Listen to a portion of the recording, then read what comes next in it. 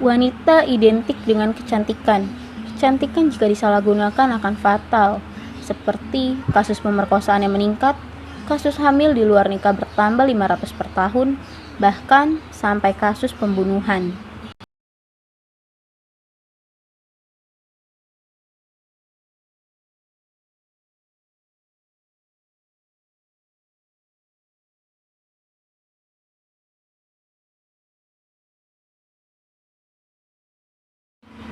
Sungguh miris melihat itu semua. Kira-kira semua itu kenapa bisa terjadi ya? Seperti yang sudah kita ketahui bahwa muslimah memiliki mahkota kan? Mahkota seorang muslimah adalah rasa malu sebagaimana telah tertulis di dalam surat An-Nur ayat 31. Allah berfirman, "Dan katakanlah kepada para perempuan yang beriman, agar mereka menjaga pandangannya dan memelihara kemaluannya. Dan janganlah memperlihatkan perhiasannya, auratnya, kecuali yang biasa terlihat. Dan hendaklah mereka menutupkan kain kerudung ke dadanya." Surat An-Nur ayat 31. Ketika rasa malu itu telah hilang, maka akan rusak sebagian keimanan. Maksud dari hilang keimanan apa ya? Dalam keimanan itu terbagi banyak. Rasa malu merupakan salah satunya loh. Jadi, sebagian keimanan itu akan luntur terbawa oleh arus perkembangan zaman yang semakin lama semakin modern. Lalu, emang berdampak ya bagi muslimah? Iya dong, sangat berdampak. Ketika muslimah telah hilang rasa malunya, dia akan berbuat yang dilarang oleh agama, seperti berkhawat, tabaruj, menampakkan aurat, dan masih banyak lagi. Semua itu bisa menimbulkan fitnah antara laki-laki dan perempuan loh. Bahkan sudah tertulis dalam surat Ali Imran ayat 14. Lalu, bagaimana menumbuhkan atau menjaga rasa malu? Untuk menumbuhkan atau menjaga rasa malu itu terbilang sulit dan mudah ya, karena rasa malu sendiri terbagi menjadi dua. Ada yang negatif dan ada yang positif. Yang negatifnya itu ketika kalian diminta untuk memaparkan pengetahuan, tetapi kalian tidak mau karena kalian malu. Itu kesalahan ya.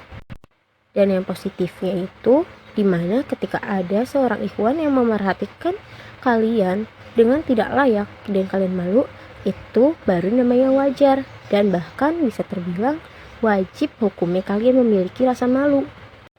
Cara menumbuhkan rasa malu itu, yang pertama, kita itu kan diciptakan dan diberi kasih sayang setiap saat. Bahkan kehidupan kita yang rumit ini sudah diatur oleh Yang Maha Kuasa.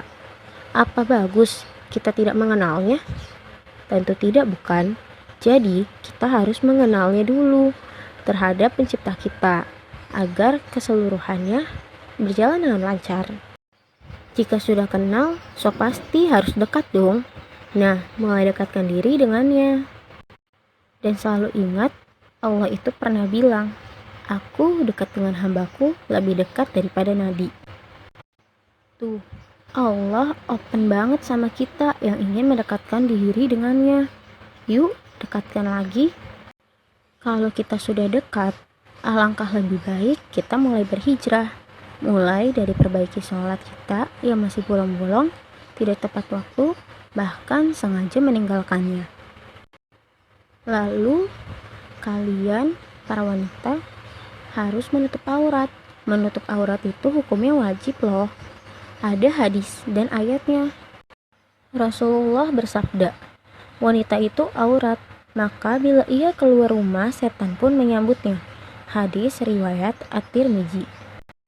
Rasulullah bersabda kepada Asma, putri Abu Bakar Asy-Siddiq, "Wahai Asma, sesungguhnya apabila seorang wanita telah haid atau balik, maka tidak boleh terlihat darinya kecuali ini dan ini."